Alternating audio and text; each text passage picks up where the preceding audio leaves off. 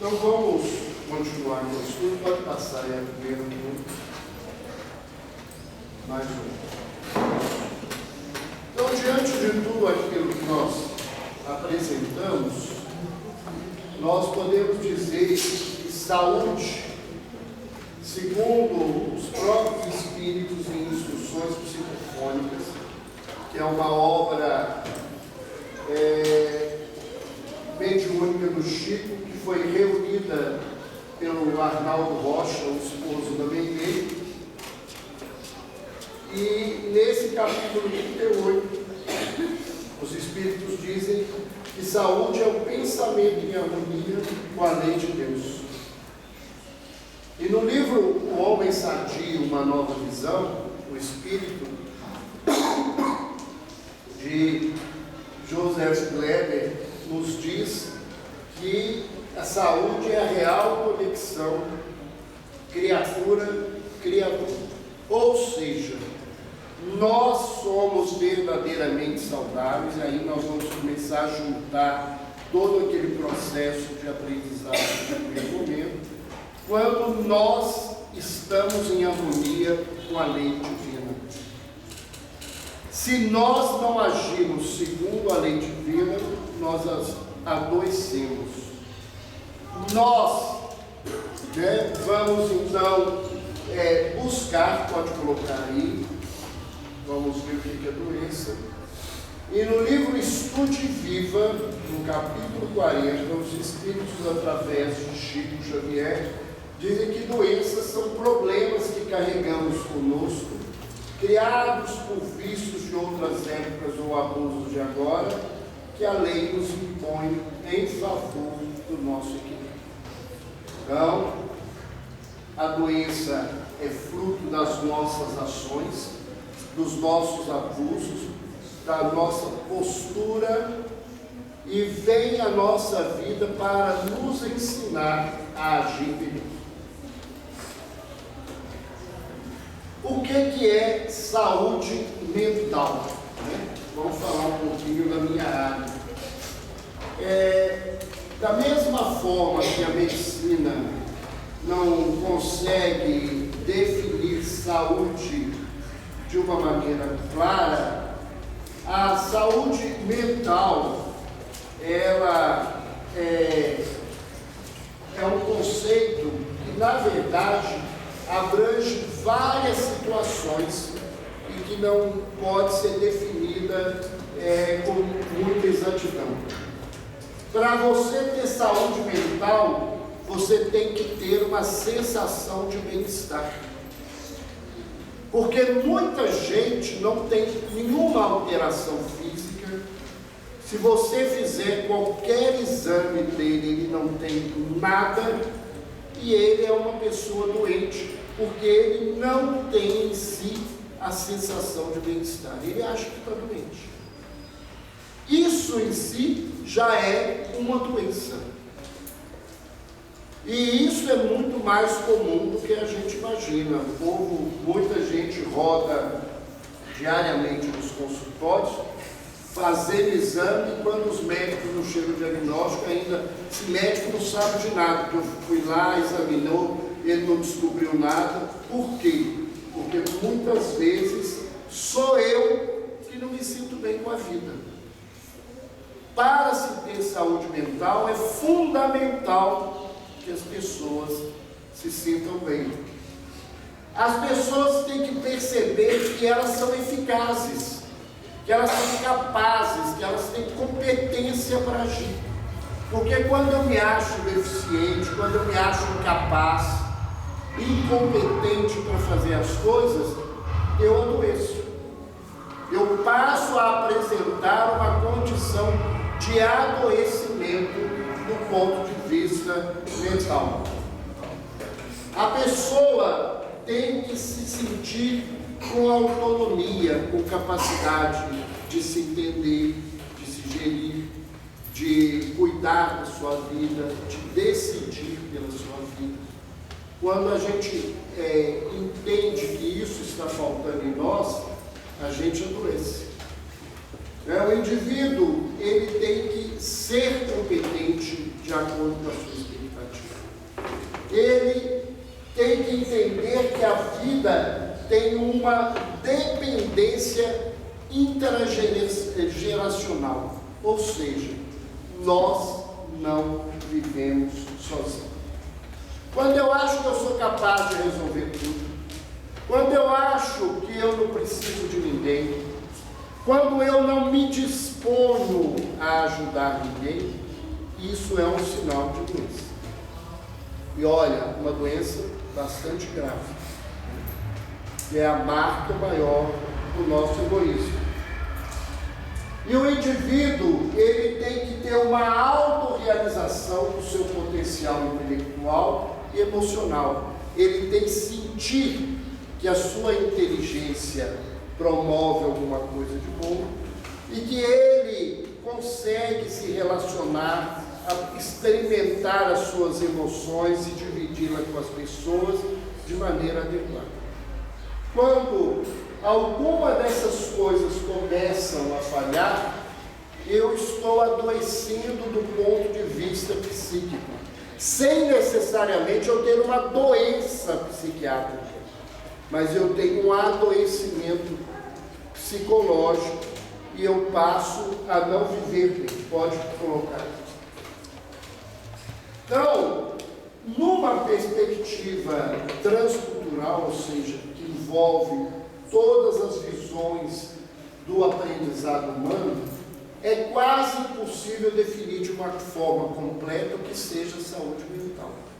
Até porque o que é exigido de um indivíduo numa cultura, como por exemplo uma cultura americana, ou uma cultura europeia, ou uma cultura nipônica, né? Os japoneses são extremamente exigidos, é muito diferente do que se exige aqui no Brasil. Aqui nós podemos viver determinadas coisas e conviver com determinadas situações que seriam inadmissíveis em qualquer lugar da vida, como aqui nós não conseguiríamos agir de uma forma como se age em determinadas culturas.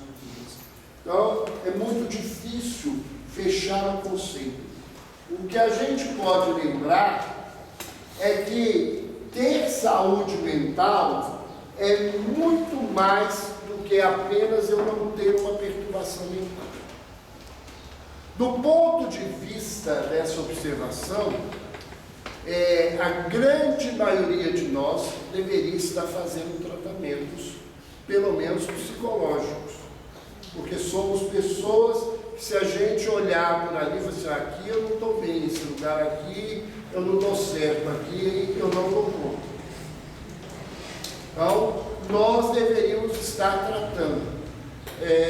O que acontece com a maioria das pessoas é que a gente abafa isso, esconde, não assume, e como ainda hoje, né, um tratamento psicológico é uma coisa cara no nosso país, muitas pessoas até sabem que precisam, mas optam por não fazer, porque não tem condições de conseguir esse tratamento, e a política de saúde do governo não oferece esse recurso de maneira a atender a grande maioria da população.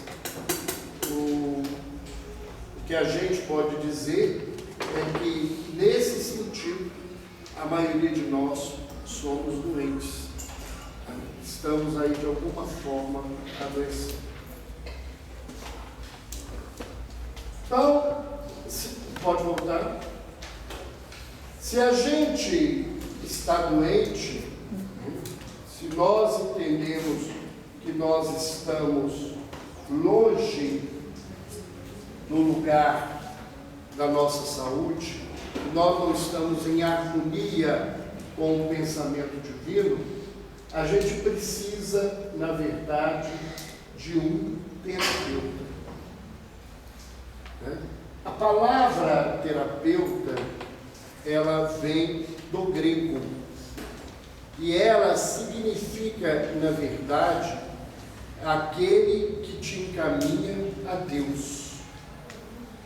A terapia, segundo a visão grega, é o trabalho de levar o homem à harmonia com a divindade, com a natureza, com a lei divina.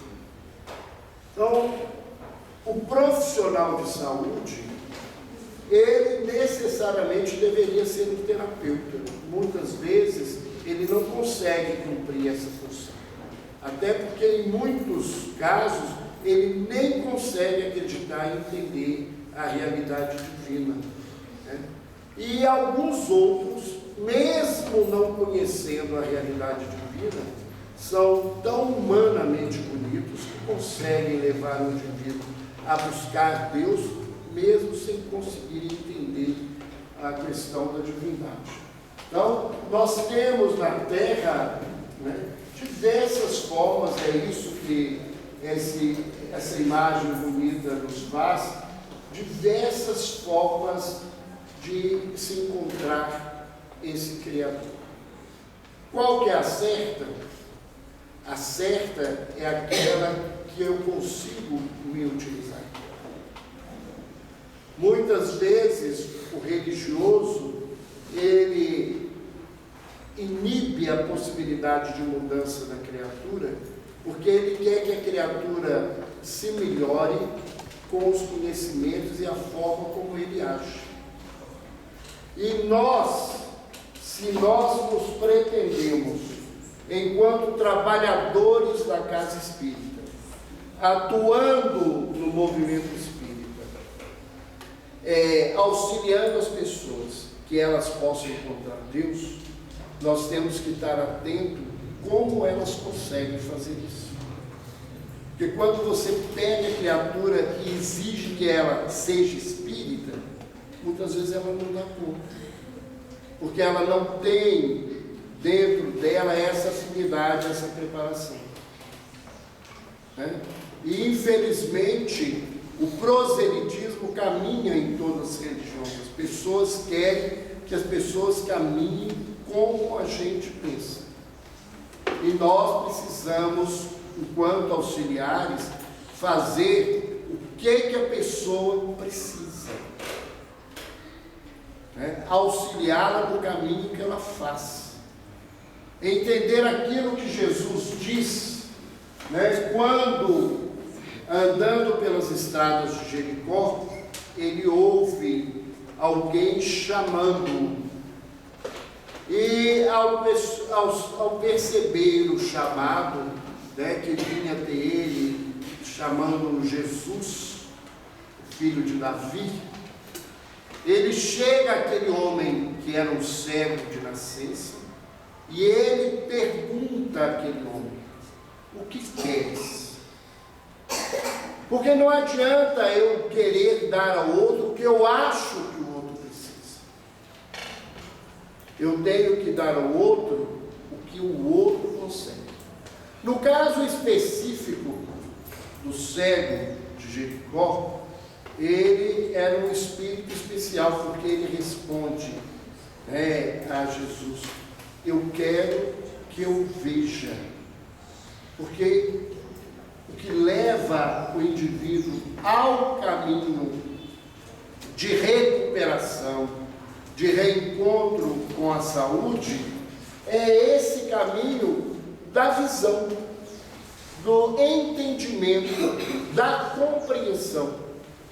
Por isso que o exemplo vale muito mais do que a palavra, porque à medida em que eu percebo o outro agindo, e o que aquela ação dele corresponde na vida dele, eu vou vendo que a crença do outro tem um valor e um sentido na vida. Então, não é que as pessoas vão chegar aqui e nós vamos voltá-las para uma outra religião, mas é a gente ter a certeza de que cada um está no seu lugar, da sua forma de ser, da sua maneira de crer. E aprender a respeitar as criaturas aonde elas conseguem, né? Há poucos dias atrás, um paciente meu, no final da consulta, ele abriu a bolsa e virou para mim assim: doutor, eu sei que o senhor não vai usar essas coisas, mas eu nos trouxe para o senhor porque eu acho que elas podem ajudá-lo. Eu as levei, ele fala que é no centro, eu levei no centro e trouxe para o senhor. Ele trouxe uma guia de Exu e uma guia de Oxalá para mim e me deu, né? A gente tem que entender que na crença dele, ele fez o melhor que ele acredita.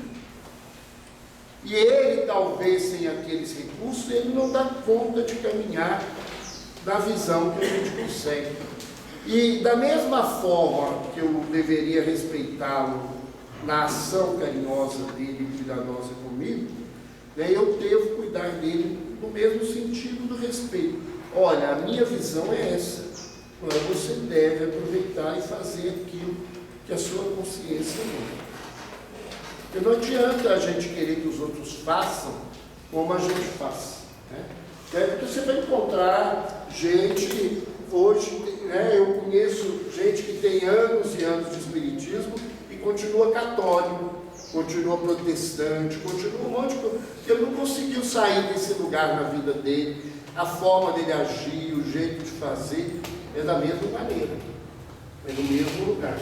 Então nós precisamos agir como alguém que leva o indivíduo a esse encontro com Deus. O propósito é, à medida que nós estamos doentes, nós vamos descobrindo ainda muito mais profundamente que o nosso verdadeiro terapeuta somos nós mesmos. Somos a criatura que temos condição de dar a nós essa mudança na vida. Pode passar. Então a religião é uma oportunidade de encontro, né, esse pedacinho aí de uma das pinturas da Capela Sistina, que é o encontro da mão divina com a mão do homem. A religião é esse reencontro. Então, se nós estamos doentes porque perdemos a harmonia na alma, nós precisamos fazer esse trabalho de religar-nos a Deus na nossa vida.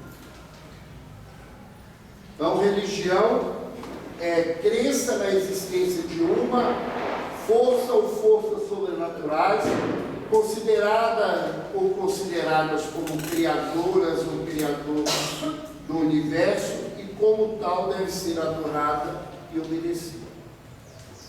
Então, a religião, ela se embasa na sua crença e ela tem como objetivo a adoração a Deus, no sentido de reverenciá-lo enquanto Criador, e da obediência a Deus enquanto vivência dessa lei que está presente no universo. Mas religião por si só não cura ninguém, não trata ninguém.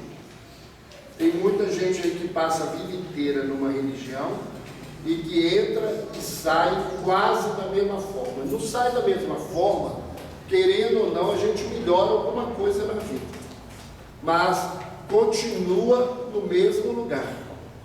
Porque o que transforma, o que faz o homem verdadeiramente crescer é o seu grau de espiritualidade.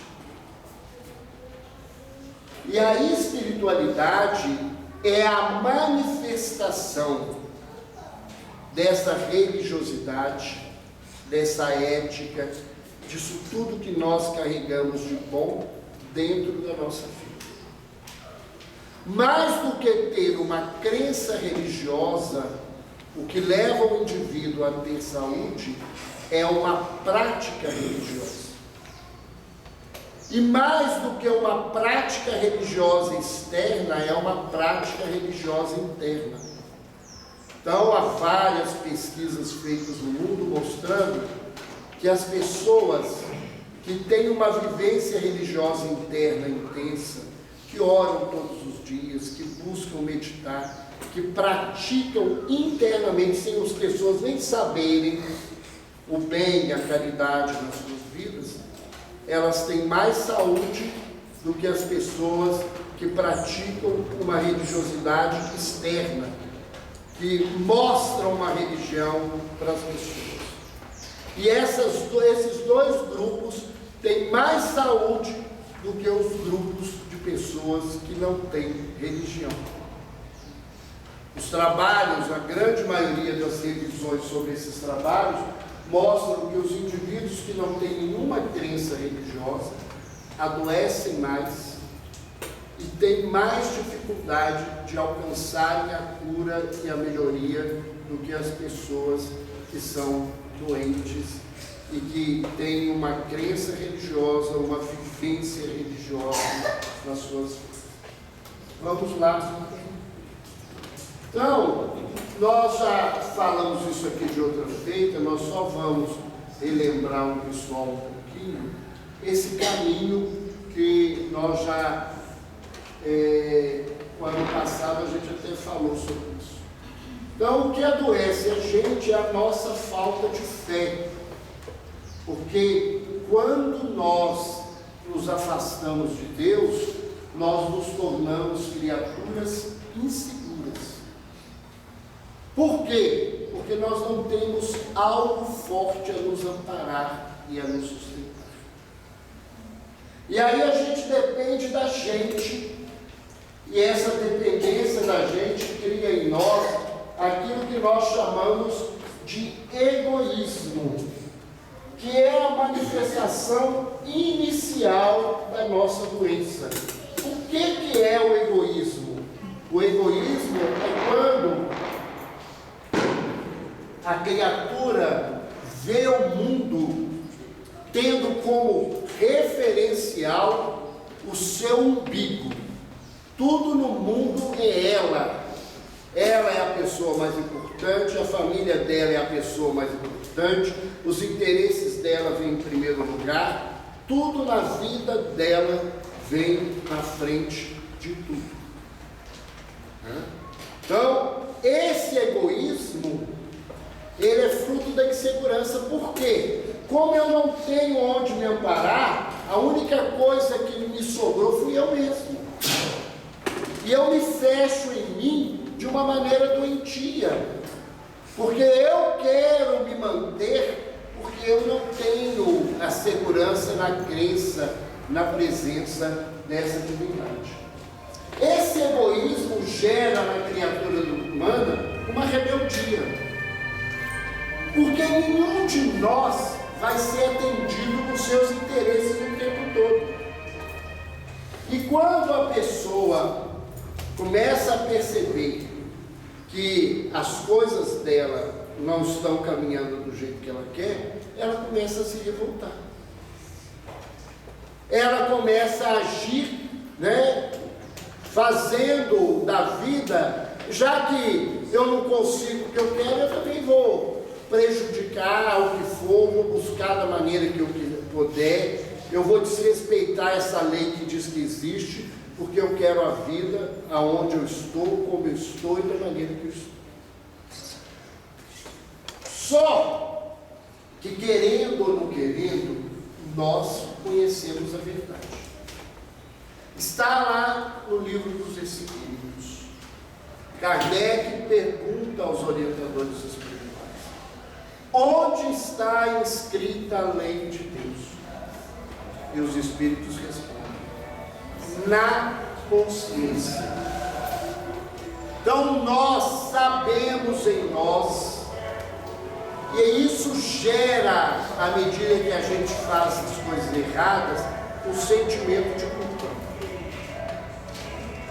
Então nós sabemos que não devemos comer mais do que precisamos, nós sabemos que nós não devemos agir de tais maneiras, que nós não devemos nos tratar nem tratar as pessoas de tal forma, e quando a gente faz o contrário, a gente se sente culpado, mesmo que a gente queira esconder essa culpa de nós, porque muita gente esconde essa culpa.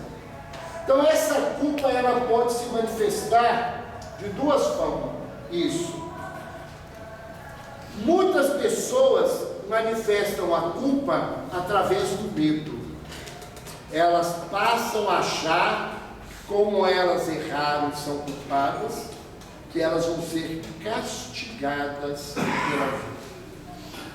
Então elas começam a viver o medo que Deus vai castigar, que uma hora vai acontecer uma coisa ruim, ou qualquer dia vai acontecer uma coisa ruim, porque eu não presto, a vida está parecendo muito boa, vai morrer alguém meu, eu vou ter uma doença grave, eu vou perder o emprego, eu vou passar por isso, por aquilo.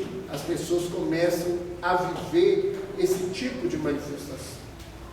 Agora tem um grupo, que ele não consegue se voltar para esse lugar. O que ele passa? Ele começa a viver a raiva, ele começa a xingar que Deus não presta, Deus não existe, para que Deus acontece? Se Deus existe, ele não vale para nada, porque eu sou infeliz.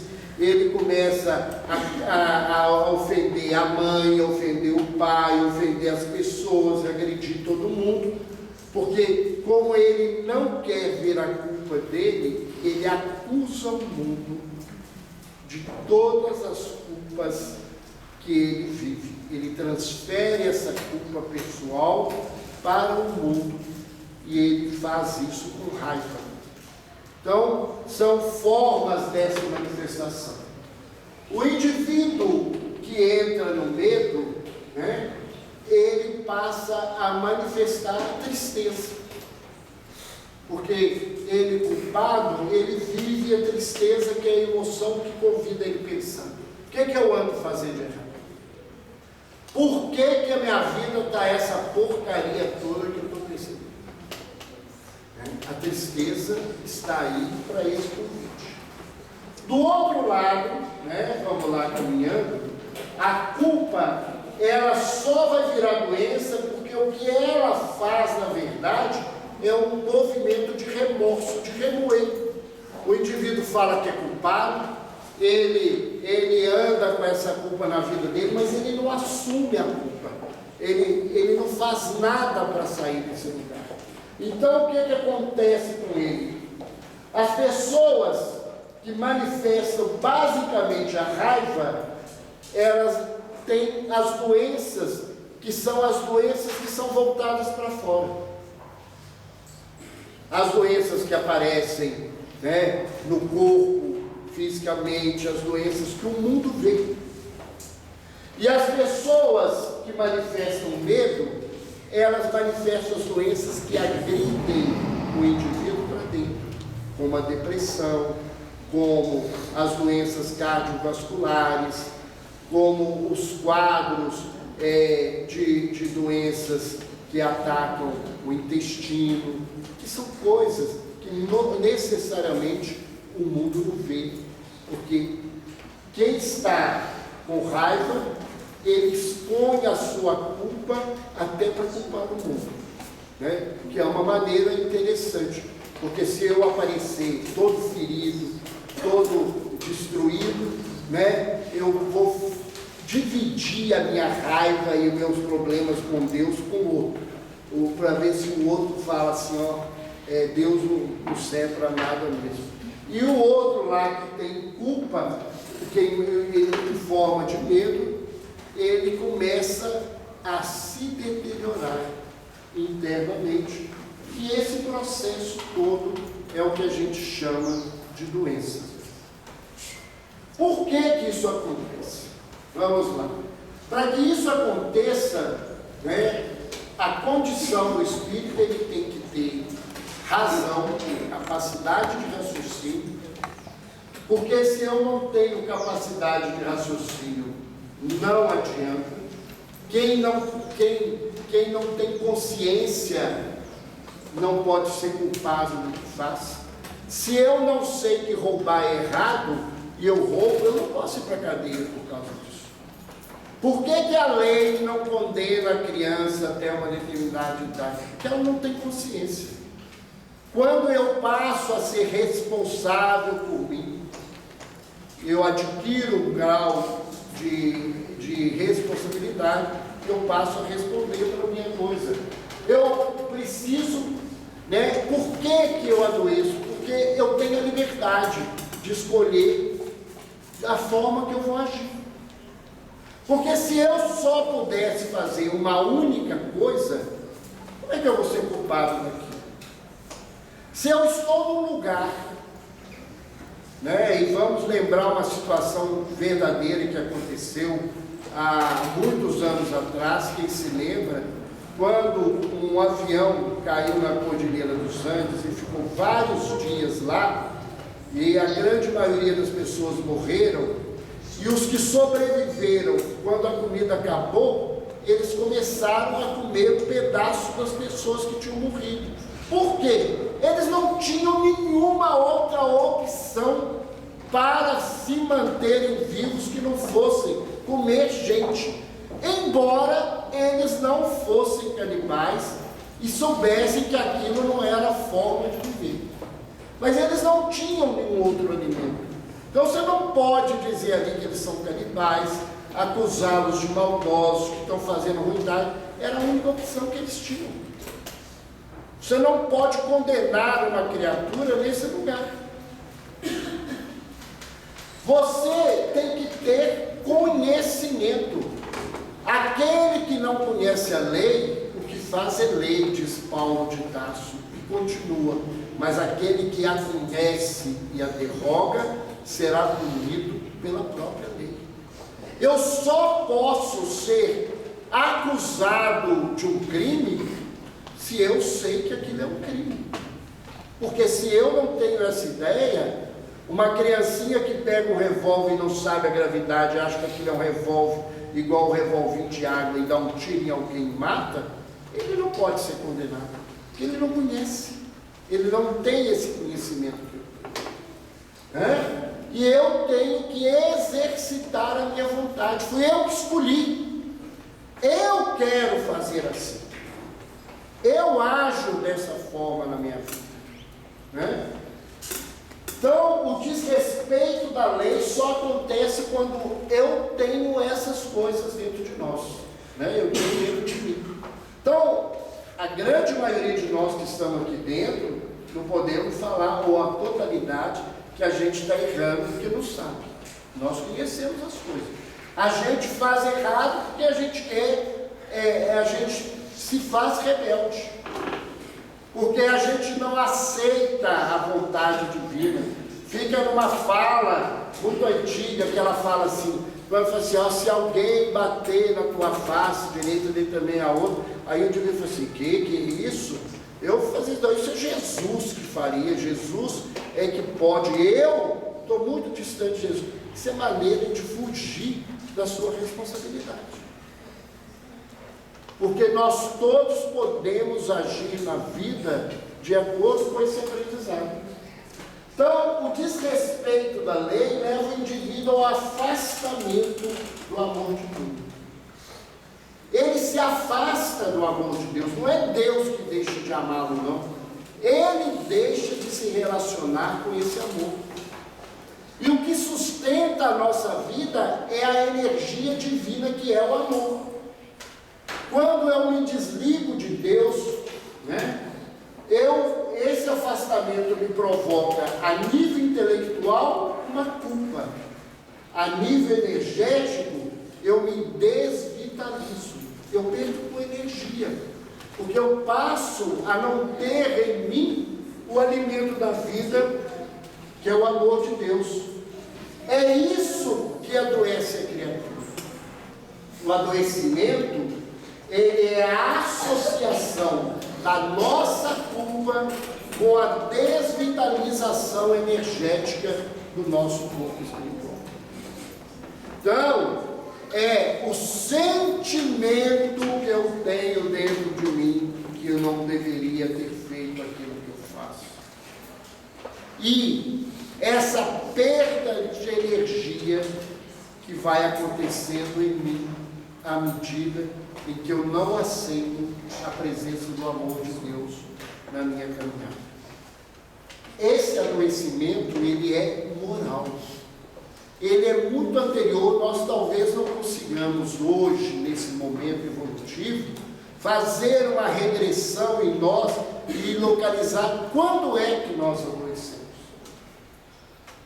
Mas esse adoecimento, ele aconteceu em algum momento, em nós, de uma forma intensa, em que nós, sabendo o que era a lei, fizemos de uma maneira diferente, porque nos era mais conveniente, porque era mais fácil, porque faria com que o meu orgulho, a minha vaidade, a minha preguiça, o meu comodismo, todas essas formas do egoísmo se manifestar, fosse atendido em vez de buscar viver o amor. Quando eu adoeço, eu marco em mim, eu faço uma marca moral.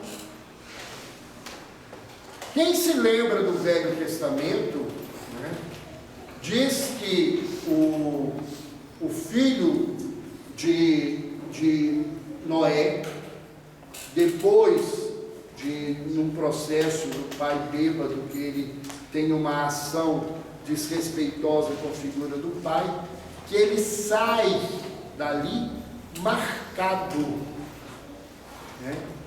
Por quê?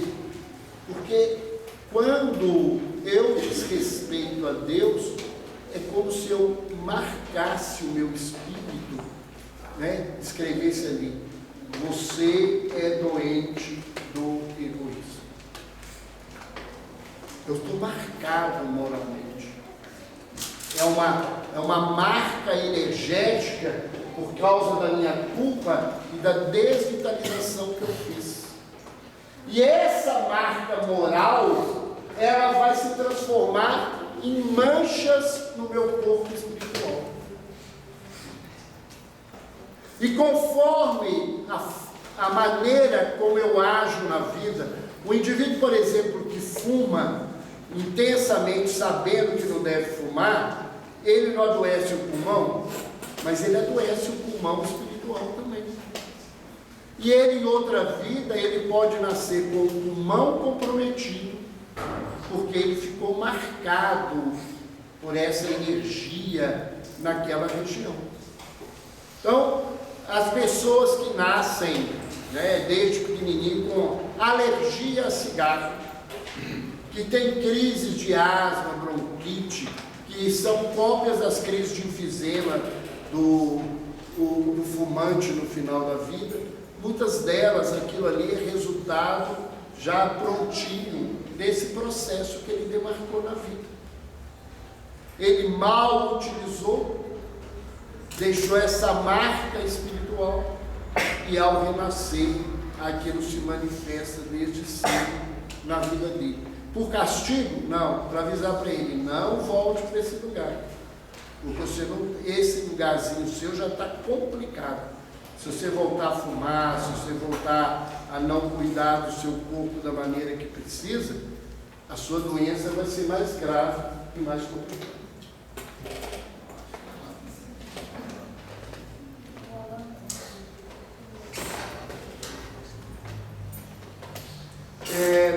Vamos continuar, que eu acho que estava lá marcado. Mas vamos, não é problema. O fato é que, a partir dessa marca espiritual, onde eu, criatura, né, já me coloquei espiritualmente marcado, quando eu vou reencarnar, o meu perispírito já vem com esses defeitos de fato. E isso vai ser passado para aquele corpo vital. E o meu corpo físico vai trazer as marcas da minha doença espiritual. Então, a marca moral vai transformar em marcas espirituais. Se os meus problemas ali foram de inteligência, elas vão marcar o corpo mental, que é onde aparecem as doenças psiquiátricas graves, as esquizofrenias, as depressões, os quadros de pânicos graves, os transtornos obsessivos compulsivos, que são doenças psiquiátricas graves relacionadas, né, com culpas que o indivíduo carrega de várias vidas, não é de uma vida só. Se o meu problema é na área do sentimento, eu vou agredir o meu corpo astral ou o meu corpo espiritual.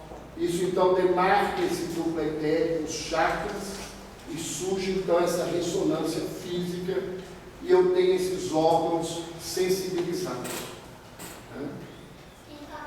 Então eu preciso de uma terapêutica. Eu preciso de um tratamento, porque não basta eu entender por que eu aprecio, o que eu posso fazer para me melhorar. No livro Nosso Lar, no capítulo 5, André Luiz relata uma fala dos Espíritos dizendo que toda medicina honesta é serviço de amor, atividade de socorro. Mas o trabalho de cura é peculiar a cada espírito. Então, quem cura você é você mesmo. O médico, o psicólogo, o terapeuta, o fisioterapeuta, o dentista, o enfermeiro, eles podem te auxiliar. Mas se você não fizer a sua parte, não vai adiantar. Então, o que acontece? Na grande maioria das vezes, as pessoas vão às casas religiosas buscar ajuda. Elas querem que as pessoas façam por elas. E como ninguém pode curar o outro, ela vai embora reclamando e falando mal que ela não encontrou a cura porque ela não fez esse movimento. Entretanto, a causa dos seus males persistirá em si mesmo, até que se desfaça dos germes de perversão da saúde divina, que agregou ao seu corpo sutil pelo descuido moral e pelo desejo de gozar mais do que os outros. Então, André Luiz nos fala que as nossas doenças só vão desaparecer quando a gente mudar toda essa situação que nós construímos em um outro momento na nossa caminhada. Pode passar. Como é que esse mecanismo de cura? Como é que isso acontece? Então, ainda é André Luiz dizendo, todos os estados especiais do mundo orgânico, inclusive o da renovação permanente das células, a prostração do sono, a paixão artística e os transes mediúnicos são acalentados nos celulares de fermentações sutis, aí nascidas através de impulsos determinantes da mente, por ela convertidos nos órgãos em substância. Olha como que é interessante, porque os Espíritos nos falam de estados especiais do nosso viver. A renovação das células, que a gente pode melhorar a capacidade delas com a nossa mente. Porque nós não vimos isso, que o perispírito é plástico. Conforme a minha mente, eu posso mudar a estrutura da minha célula. E mudando a estrutura da célula perispiritual e aquilo se mantendo, ela vai mandar uma energia nova para o corpo físico. Quando as células se renovarem, vai se renovar essa condição. Ele fala que o dormir é uma forma de se tratar. E nós sabemos que as pessoas que dormem pouco, que as pessoas que dormem mal, que têm uma má qualidade do sono, elas adoecem mais, elas têm tendência a doenças mentais mais graves, elas têm tendência a doenças metabólicas, diabetes, desestruturas das glândulas, por causa desse não descansar. Ele fala que a paixão artística, você trabalhar pela arte, e aí tem que ser a arte no belo, isso pode mudar a saúde da pessoa. O indivíduo que usa a arte para trazer ao mundo as coisas boas. Que os transes mediúnicos, que as pessoas que trabalham com mediunidade, na busca do bem, da ajuda sincera ao outro, tudo isso leva uma força, uma ordem à mente, e isso é transformado no corpo físico em substância de saúde. Então, as nossas ações boas, pode passar aí, Antônio, né? São substâncias magnético-eletroquímicas arremessadas de um tecido a outro, guardando a faculdade de interferir bruscamente nas propriedades moleculares, ou de catalisar as reações desse ou daquele tipo, destinada a garantir a ordem e a segurança da vida na urdidura das ações biológicas. Então, eu posso, com as minhas ações no bem, melhorar a minha vida e a minha condição de saúde. Agora, isso exige persistência, exige um trabalho constante. Isso não vai acontecer caindo do céu. Eu vou lá uma vez no centro espírita ou na igreja católica e está resolvida a minha vida. Eu tomo um passe e acabou. Não é isso. É um trabalho de transformação pessoal. Então, quais são as formas de terapêutica espiritual que podem me ajudar? Então, a primeira forma que nós nos lembramos aqui é da fluidoterapia, que é uma terapêutica espiritual, através do passe, da água fluidificada. E André Luiz diz que pelo passe magnético, no entanto, notadamente naquele que se baseia no divino manancial da prece, a vontade fortalecida no bem pode soerguer a vontade enfraquecida e outrem para que essa vontade novamente ajustada à confiança magnetize naturalmente milhões de agentes microscópicos. O que ele está dizendo? Que o médium fascista, que quem trabalha com a fluidoterapia, se ele está movido pela prece sincera, pela busca do bem, ele pode, inclusive, atuar na vontade enfraquecida da criatura que chega na casa espírita e ajudar essa criatura com a sua energia para que ela possa movimentar a energia do outro. Ele não pode movimentar a energia do outro, que esse é o papel do outro, mas ele pode oferecer recursos energéticos para fortalecer a criatura e modificar esse caminho. Pode passar. Uma outra forma de terapia espiritual é a desobsessão. Então, isso é uma fala de André Luiz, que nenhuma instituição de espiritismo pode, a rigor, desinteressar-se desse trabalho imprescindível de higiene e harmonia, amparo, restauração da mente humana, traçando esclarecimento justo, seja os desencarnados sofredores, seja os encarnados desprovidos de educação íntima, que lhes sofra atuação deprimente, conquanto às vezes involuntária. Então, toda casa espírita tem que ter um trabalho de obsessão. Isso é fundamental. Isso é uma obrigação nossa, oferecer esse recurso para amparar essas mentes que estão em sofrimento.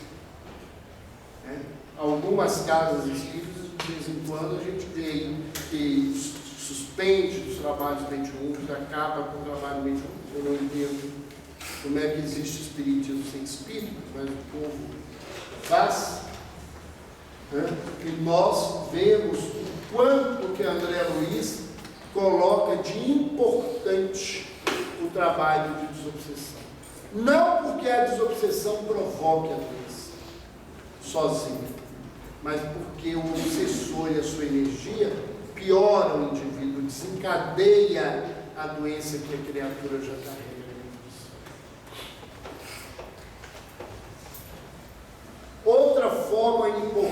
grande de terapia espiritual é a evangelioterapia.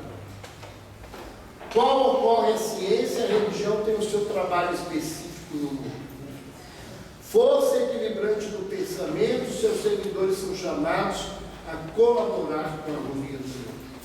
Na atuação da fé positiva, reside a força reguladora das paixões, dos impulsos irresistíveis da linearidade de que todos emergimos, no processo evolucionário que nos preside a existência.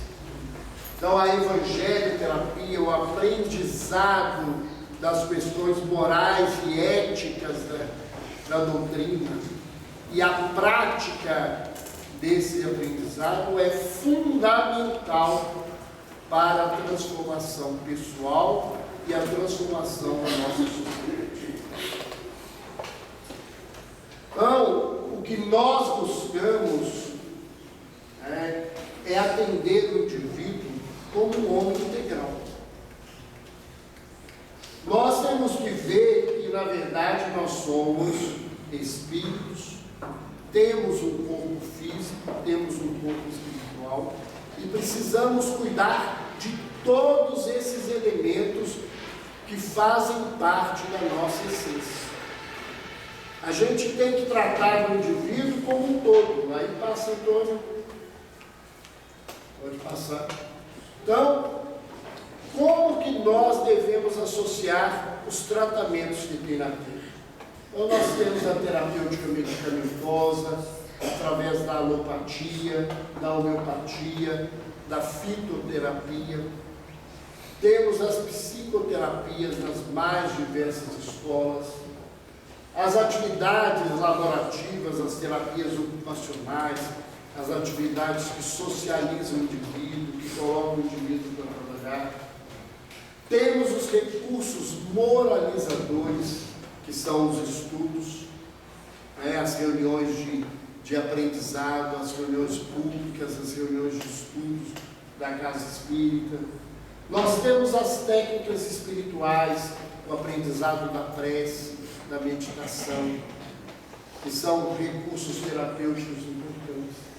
Temos a fluidoterapia, que acontece através do passe, da água fluidificada, da mediunidade de cura, seja através do passe eletromagnético espiritual ou através das chamadas cirurgias espirituais. E temos o atendimento desobsessivo, que auxilia principalmente os desencarnados. Mas como agir? Como é que utilizar isso? O que é que eu vou procurar primeiro ou vou procurar depois? Como é que eu faço essa coisa? Então vem aí a pergunta para a gente novamente. Como é que associar pode passar essas coisas? Isso. É somando, é pegando uma, mais uma, mais uma, mais uma só. Né? Eu faço uma coisa, depois eu faço mais uma, faço mais outra, eu vou somando as coisas. Ou essas terapias complementam uma a outra. Né? Porque quando eu falo de aditividade, as pessoas, é o que as pessoas fazem. Às vezes a pessoa vai no médico e não vai ao centro espírita. Ou vai ao centro espírita e não vai ao médico. Vai ao médico, mas não vai ao psicólogo. Vai ao psicólogo, mas não vai buscar remédio. Né? Porque a gente separa como se uma coisa pudesse nos tratar. E, na verdade, cada terapêutica dessa é complementar. Eu tomo remédio, mas o passe me ajuda. Eu devo tomar o passe e continuar tomando o remédio que o médico manda. Eu vou à reunião de estudo, mas eu não abandono a terapia. Eu vou à terapia e não deixo de fazer o tratamento homeopático. Eu vou à reunião de estudo, mas não deixo de tomar o passe.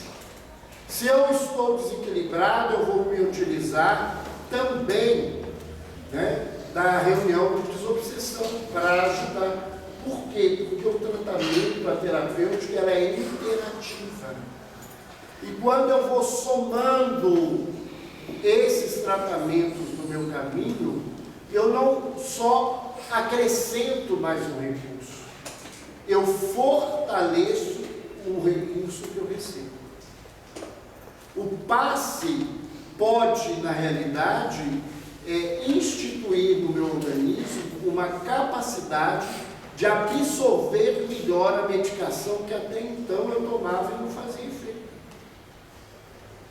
Nós temos medicamentos que bloqueiam a atividade mediúnica e impedem a ação dos espíritos obsessores na vida da criatura num determinado momento, ajudando a criatura a se melhorar, dando um prazo, um momento de descanso para ela fazer outras terapêuticas e com essas terapêuticas ela fazer as mudanças que elas precisam. Então, na verdade, nós estamos aí agradecendo e trazendo essas flores, né, que são, nos lembram aí, essas flores nós oferecemos no final das jornadas médicos espíritas em Portugal, em Lisboa, todos os anos, lembrando a rainha Isabel, a Santa Rainha, que, né, transformou em determinado momento, ela andava entre os pobres carregando pão, e o pai dela, o marido dela já tinha proibido ela para comer dos mendigos, e encontra ela com um cesto de pão aberto, e pergunta a ela o que tinha no cesto, e ela diz: são flores, são rosas que eu carrego. E ele abre aquele pano para poder desmenti-lo, e quando vê, eram rosas vermelhas, essas mesmas rosas que a gente distribui todos os anos lá em Lisboa aos irmãos, e que espiritualmente a gente distribui para vocês nessa tarde, nos colocando à disposição de todos, para que a gente possa aí, quem quiser levantar um questão, e posteriormente pessoas quiserem adquirir os livros, nós estamos aí às ordens para conversar sobre isso. Alguma pergunta? Se não tiver nenhuma pergunta, eu vou achar que vocês não entenderam nada, né? Porque é o mais provável. Então, podem começar, não precisa de ninguém ficar com vergonha. Esse medicamento bloqueia a mediunidade? Como que funciona?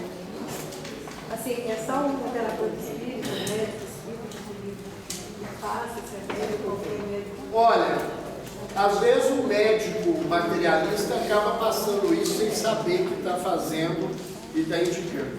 Mas existe uma classe de medicamentos de psiquiatria que eles bloqueiam uma área do cérebro, que seria a área do cérebro pela qual passa as informações mediúnicas na vida da criatura. Então se bloqueia essa ação e o indivíduo fica por um tempo protegido dessa condição. Então, às vezes o médico nem tem conhecimento disso, ele recebe medicamento por causa do quadro psiquiátrico ou uma manifestação para o indivíduo. Mas isso é possível. A gente que tem essa informação espiritual sobre essa coisa, a gente utiliza muito isso. Inclusive, muitas vezes eu dou o remédio quando o pessoal não lê a bula, porque eles vão ler a bula, está escrito lá, remédio para esquizofrenia, eu sou esquizofrênico, você precisa tomar o remédio para outro motivo, para outra situação. Você toma esse remedinho que vai melhorar a situação. Quem mais quer levantar uma pergunta? Doutor Roberto, você falou que quando tem a doença, está expurgando e limpando o espírito, né? E quando a pessoa adquire um enfisema pulmonar de fumar, também está? Está expurgando. Porque a medida, agora ela só vai estar expurgando a coisa verdadeiramente se ela parar de fumar, se ela mudar o comportamento. Se ela continuar fumando, o processo de uma enfisema pulmonar é um convite para dizer ao indivíduo que ele não pode fumar mais. Se ele não fizer essa mudança, em vez de ele estar expurgando essa energia, ele está aumentando as dificuldades pessoais dele nesse processo. E a doença mental seria um estudo também? Também. Nós costumamos dizer que quando o indivíduo enlouquece, é sinal que ele está caminhando para a cura. Porque a ação interior do enlouquecimento é a psicopatia. É o indivíduo que na frieza e na falta de moral faz mal gratuitamente ao mundo, porque ele quer fazer o mal e ele acha que as pessoas devem passar por isso. Então, quando a criatura enlouquece, na verdade, é porque a culpa já está começando a agir ali dentro, aí ele começa a ter delírios, alucinações, porque os inimigos dele que estão cobrando, se associam com as cobranças que ele carrega dentro dele, e ele começa a manifestar essas doenças dentro da sua vida. Então, Roberto, mesmo nessa linha, dessa pergunta do fumo, porque há quem diga que parar de fumar realmente é uma coisa dificílima, né? Então, quando você tem um fator externo, o vício, que ele está muito fora da realidade humana, como é que o ser humano pode ir contra essa força tão mais poderosa que ele? Olha, na realidade, nenhum vício é mais poderoso que a gente.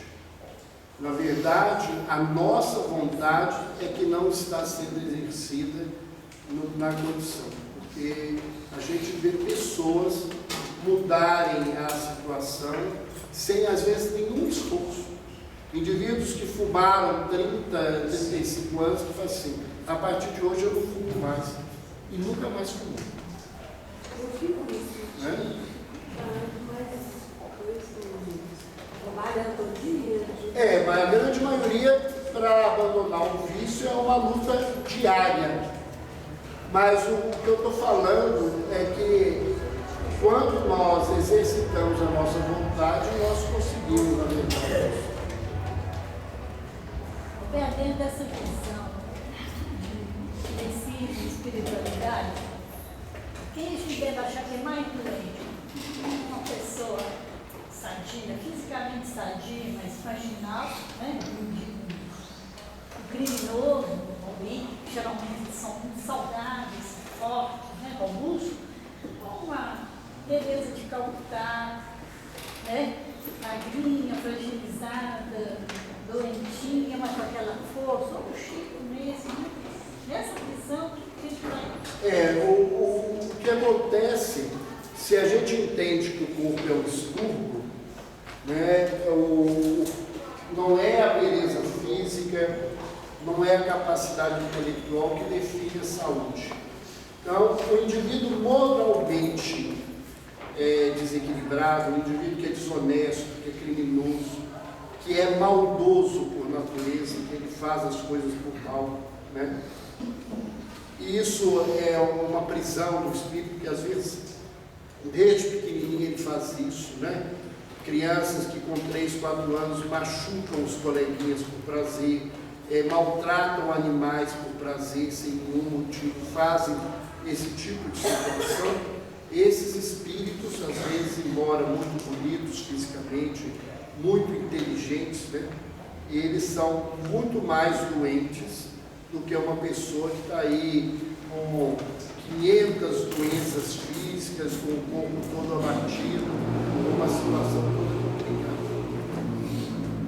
É uma condição que às vezes é muito explicável, Você fala aí da Madre Teresa, a irmã Dulce, chegou um determinado momento que o médico, que o Peixinho, que trabalhava junto com ela, ele conta que o médico pegou o raio-x da irmã Dulce e levou para o catedrático olhar no pulmão.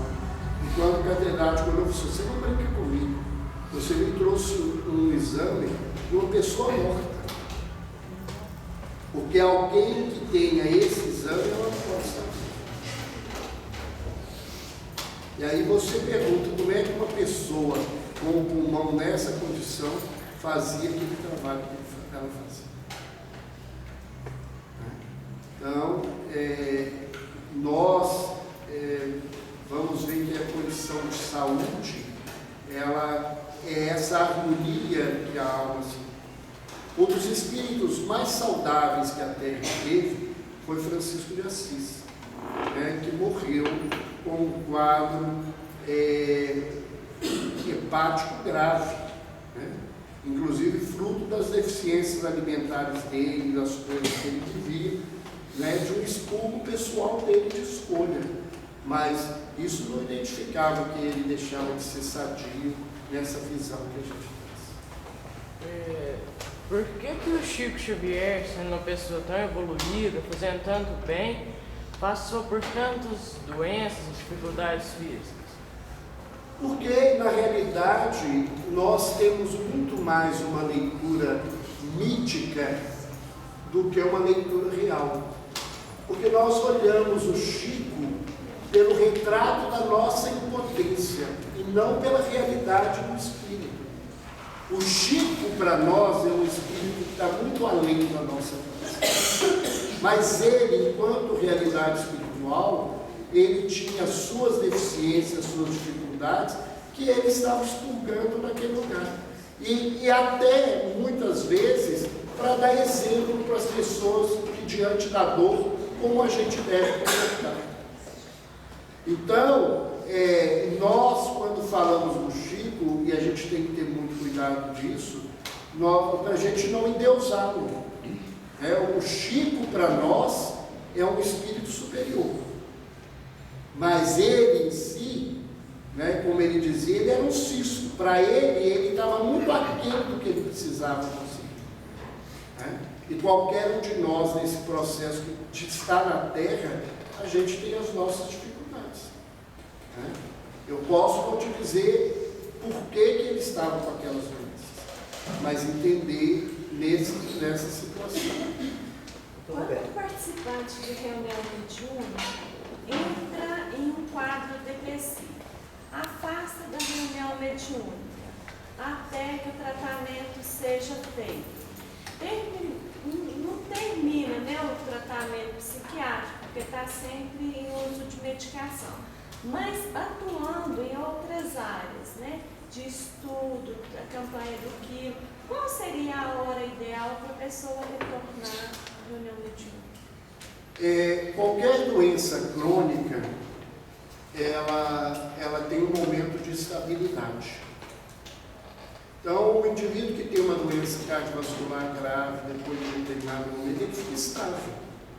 Ele toma remédio, mas a pressão dele não sobe, ele não tem arritmia, está tudo tranquilo. O indivíduo desse que está estável, sentindo bem, ele pode voltar para a tarefa espiritual que ele estava frequentando. Uma pessoa deprimida, em crise,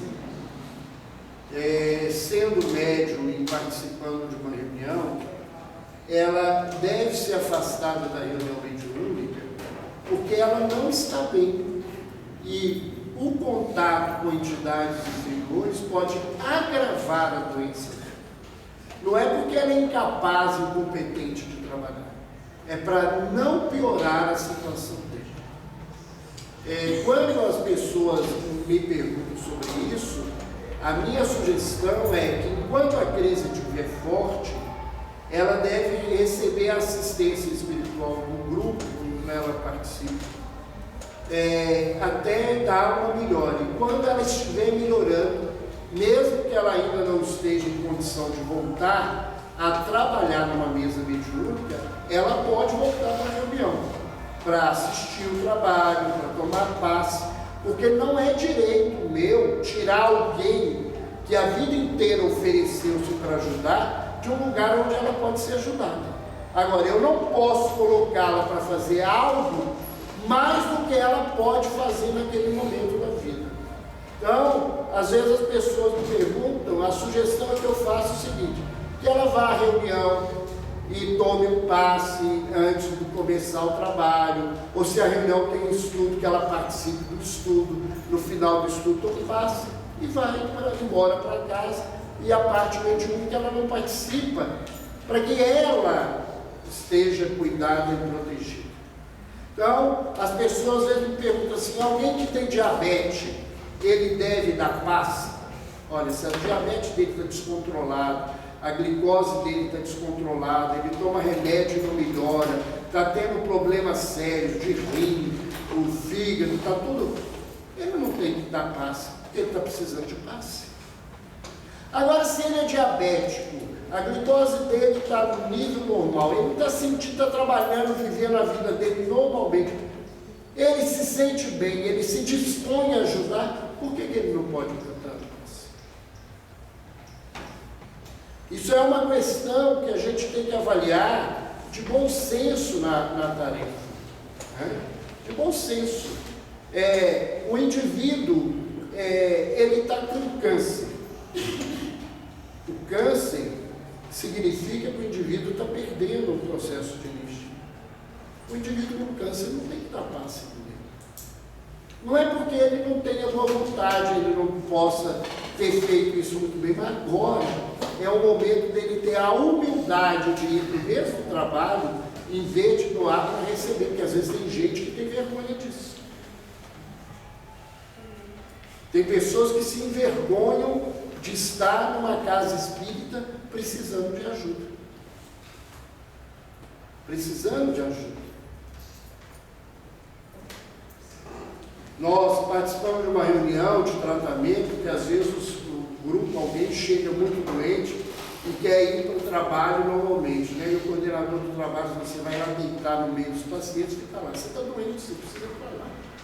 E muita gente briga e não quer ir porque está atestando que está doente. Como é que eu vou ficar no meio desse povo todo se eu sou da equipe de trabalho e estou doente? É para vencer o orgulho e a vaidade que a criatura tem. Olha, a pessoa que se percebe com uma certa alteração psiquiátrica, na parte da realidade, começa a ir para o imaginário. Ela começa a se perceber com necessidade de tratamento. Ela tem condições de fazer esse autotratamento sem um especialista, ou ela pode fazer através das leituras de um livro específico de tratamento? Olha, as doenças psiquiátricas são doenças muito graves e a grande maioria delas precisa de tratamento medicamentoso para a pessoa se sustentar. Nós temos um problema cultural muito grande, porque as pessoas acham e associam a doença psiquiátrica com problema moral. Que uma pessoa que é doente psiquiátrica, ela é doente psiquiátrica porque ela é preguiçosa, que ela não tem boa vontade, que ela não tem fé, que ela é pecadora, um monte de coisa que as pessoas falam. Ela é vagabunda, que se ela estivesse trabalhando ela não estava doente, né? Porque as pacientes deprimidas têm muita raiva da família, porque o povo da família fala assim, vai trabalhar, que se trabalhar você esquece que está deprimido. Eu fico torcendo para quem fala isso, deprimido. Eu quero ver que a hora que estiver deprimido se vai dar conta de trabalhar. Porque a depressão é uma das doenças mais graves que a pessoa vive. Né? E a gente está do lado de fora, não vê a pessoa está, às vezes fica até mais gorda, porque remédio para depressão engorda, né? Ela fica gorda, ela está forte, você olha assim, ela parece ter capacidade de tudo, você acha que ela está faltando serviço nela, não. Muita gente deprime trabalhando muito e trabalhando para o bem. Ela se deprime porque ela se depara com um momento de expurgo da vida dela. Então, as doenças psiquiátricas são muito mal vistas nesse sentido. E com isso a pessoa acha que ela tem que se tratar sozinha. Não tem que tratar sozinha não, é um sofrimento muito grande. Ela precisa de psiquiatra, de psicólogo, de assistente social, ela precisa de atendimento fraterno, de acolhimento na casa espírita, de prece, paz, desobsessão, é muita coisa para se tratar. Mas nesse atendimento na casa espírita, qual seria o livro que poderia indicar para essa pessoa para ela manter o... Isso vai depender, porque a gente vai ter que avaliar pessoa por pessoa. Não existe, né, uma receita de bolo para a doença emocional. Porque às vezes o indivíduo chega na casa espírita e pelo conteúdo intelectual que ele tem, às vezes posso dar um livro muito difícil para ele ler, mas aquilo vai ajudá-lo, porque ele é muito vaidoso, muito intelectual, muito racional, e ele vai dar conta de entender aquele livro e aquilo caminhar. E às vezes outra pessoa, eu preciso dar um livro muito simples, né? Ela não tem condições de entender esse problema do que eu vou indicar, do que vou fazer, é um trabalho que a casa espírita precisa aprimorar.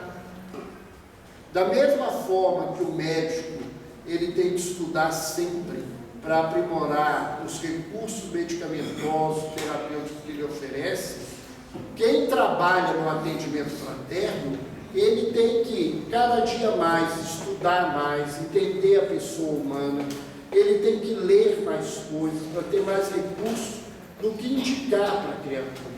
E às vezes, se a pessoa chega na casa espírita e ele é católico, e a gente vê que ele não vai dar conta de entender o espiritismo, eu tenho que ter conhecimento de livros católicos para indicar para ele, né? Eu, particularmente, no meu trabalho, eu não faço atendimento fraterno, né? Eu não tenho esse trabalho, o meu atendimento é no consultório, e os meus pacientes não deixam de ser atendidos naquilo que eles precisam, né? Eu tenho um caso que foi publicado há muitos anos, tem mais de 20 anos nesse caso, e esse paciente meu é de uma família evangélica, e ele, como ele tem um quadro esquizofrênico grave e obsediado, e a família não aceitaria o centro espírita, eu falei com a mãe dele há mais de 20 anos, olha, a senhora já ouviu aquilo que está escrito no Evangelho, lá quando Jesus pergunta assim, para o espírito, qual é o seu nome? Ele responde, legião, porque nós somos muitos. Então, filha, a senhora tem a legião. Então, não adianta a senhora expulsar um demônio, não, que vai aparecer um monte. Então, a senhora vai fazer o seguinte, a senhora vai fazer o culto da Bíblia na casa da senhora, a senhora vai pedir toda semana para o pastor botar a mão na cabeça dele. Porque ele vai tirar um, vai voltar outro, porque ele está muito doente e ele não vai dar conta de fazer isso. Ela foi melhor do que eu no remédio, porque ela faz culto do Evangelho todos os dias comigo. De segunda a segunda, ele querendo ou não querendo, ele vai. E ele não é crente, não. Ele vai domingo à missa. Segundo a mãe dele, não dá muito trabalho, ele senta lá atrás, e quando o padre nem acabou de dar a bênção, ele já saiu da igreja. Porque eu falei com ele, você vai à igreja, você vai à igreja que sua mãe frequenta. Porque uma das duas coisas você tem que fazer. E ele faz isso semanalmente. Porque o centro espírita, se eu falasse isso, a mãe dele ia parar para tudo que podia. E ele tem 20 e tantos anos que ele não interna mais, que a gente consegue controlar ele. Quando piora um pouquinho, a gente aumenta um pouco o remédio. Então, nós precisamos conhecer livros, né? De outras religiões, o que indicar, o que vai ler no Novo Testamento, um texto que possa ajudar uma pessoa que está vinculada a isso, uma pessoa que acredita numa outra visão que não é a nossa, de o que ele vai fazer. Porque não importa se o indivíduo seja espírita, o que importa é que ele seja espiritualizado, que ele se transforme nesse lugar. Então, não tem uma receita, vão ler o Livro dos Espíritos. O Livro dos Espíritos não é para ler. Quem indica o Livro dos Espíritos para ler, já está fazendo uma coisa errada. O Livro dos Espíritos foi feito para estudar. Dos livros da codificação, o livro para ler é o Evangelho segundo o Espiritismo. É um livro mais fácil da pessoa ler e entender. Para entender o Livro dos Espíritos, você precisa de ajuda. Não adianta mandar as pessoas que não conhecem nada de Espiritismo ler o Nosso Lar. Porque o Nosso Lar é um livro, parece ficção, tanto que o filme ficou parecendo ficção. Né? Eu acho particularmente que o filme ficou devendo a verdadeira questão da obra, né? O que o livro do Chico, o filme do Chico não ficou devendo, pela profundidade que eles conseguiram passar na mensagem do Chico, o livro Nosso Lar ficou devendo, embora servindo de divulgação, ele ficou devendo em muitas coisas para o pessoal. Mas não adianta mandar alguém do nosso lar se ele não entende nada. O senhor falou isso sobre a homeopatia. Para esses transtornos, né, bipolar, esquizofrenias, tem como estar tratando também na homeopatia? Olha, tratar só com homeopatia não tem jeito não. Porque não é porque eu acho que a homeopatia não pode. Antes de eu apanhar, mas eu falo que os homeopatas não podem. Eu acho que falta a nós médicos, né, na verdade, conhecimentos profundos para tratar isso a nível homeopático. Mas você pode, e eu muitas vezes meus pacientes perguntam se pode, eu mando eles procurarem um homeopata que não seja radical, que para com os medicamentos, para tratar com os dois, e muitas vezes diminui a medicação, diminui os efeitos colaterais, ajuda profundamente. Você acha que ajuda? Muito. Inclusive, pessoal, acupuntura, essas coisas todas. Muito. A acupuntura, olha, para a ansiedade, principalmente os transtornos ansiosos, a acupuntura faz um bem danado para as pessoas. Fala. Eu já ouvi dizer que depressão passa de uma geração para outra. A gente sabe que hoje em dia, no ciclo familiar, vem até mesmo por questão de intimidade. Uma piada se próxima da outra e vem para se melhorar.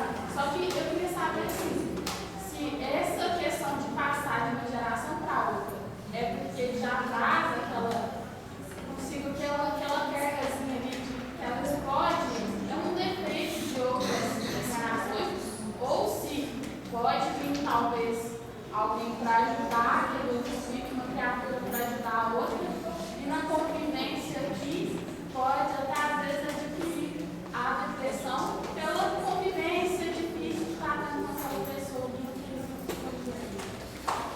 Olha, eu vejo o seguinte, eu não acredito que ninguém que esteja agindo verdadeiramente do bem vai adoecer porque está fazendo bem.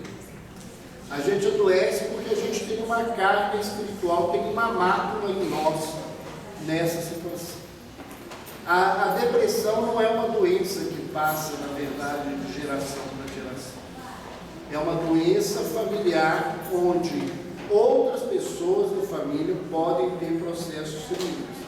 Não é necessariamente isso vai acontecer. Às vezes, você encontra um nível de familiares deprimidos, uma outra geração sem depressão, e na geração seguinte é que vai aparecer novos deprimidos. Mas, particularmente no caso da depressão, ela é uma doença tão grave que eu não acredito que ela aconteça por acaso.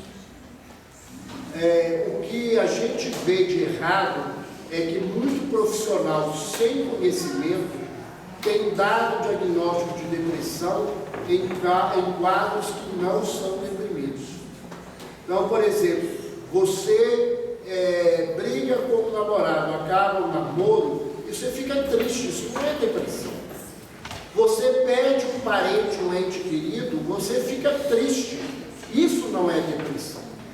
Agora, você entra num luto, e o luto dura mais de 6 meses, você continua parado, sem fazer nada, querendo morrer, só chorando, aí você está deprimido. E muito médico, por desconhecimento, ou por tentar resolver os problemas deles do jeito que querem, o que eles fazem? Eles pegam e dão remédio para as criaturas, para ficar livre da queixa das pessoas. Você chega lá, eu perdi o emprego, fala, está deprimido, toma um remédio, você vai melhorar. Não vai melhorar. Porque isso não é depressão, isso é tristeza. É uma emoção natural no momento da vida da criatura. Tristeza é uma questão emocional. A tristeza eu tenho que elaborar na minha vida. Como diz a medicina chinesa, eu tenho que circular essa energia na minha vida. Eu entender porque que eu estou triste e resolver a minha pendência na tristeza e caminhar. Agora, Não é tomando remédio que eu vou melhorar a depressão. Igual tem pessoas que são ansiosas e elas querem cada vez mais ansiolítico. Não adianta tomar ansiolítico cada vez mais, porque elas não vão melhorar a ansiedade, elas vão ficar sedadas. Elas vão ficar igual um zumbi andando de um lado para o outro, mas ela não acabou a ansiedade, porque se você tirar o remédio, a ansiedade que está escondida vai aparecer toda. Por exemplo, a fibromialgia. A fibromialgia é uma manifestação da depressão no corpo. É uma manifestação da depressão no corpo. Ela tem a ver com isso. Tanto que o tratamento da fibromialgia são os antidepressivos. Estão na hora, né, Maria? Vamos interromper, nós vamos passar a palavra a Maria Júlia. Eu queria entender a depressão pós-parto. Olha, geralmente a depressão pós-parto é um processo que tem a ver na vida da criatura com outras vivências relacionadas com a gravidez. Aborto, muitas situações de outras coisas. Mesmo a pessoa não tendo tido provocado um aborto dessa internação? Provavelmente é fruto de abortos de outras vezes. Roberto, aqueles casos gravíssimos que a medicina convencional não consegue tratar, se deu por entregue aquilo, e em muitos casos a gente vê que o paciente sai do coma, ou ele cura praticamente, ele sai daquela situação. Como é que funciona essa questão do espírito? O senhor falou ali da complementariedade, do espírito, da vontade de sair, ou o tempo, ou não existe? Isso aí não é fácil ser explicado, não. Tem alguns casos que a gente precisa ainda entender. Como é que o indivíduo fica anos e anos no coma e você desliga a máquina para ele morrer, e daqui 3 dias ele tem pezinho inteiro e fala assim, eu aqui de novo. Isso não é uma coisa muito simples. Vamos passar então a palavra para a Maria Vilma e depois, se alguém quiser me perguntar mais alguma coisa, eu respondo particularmente no final.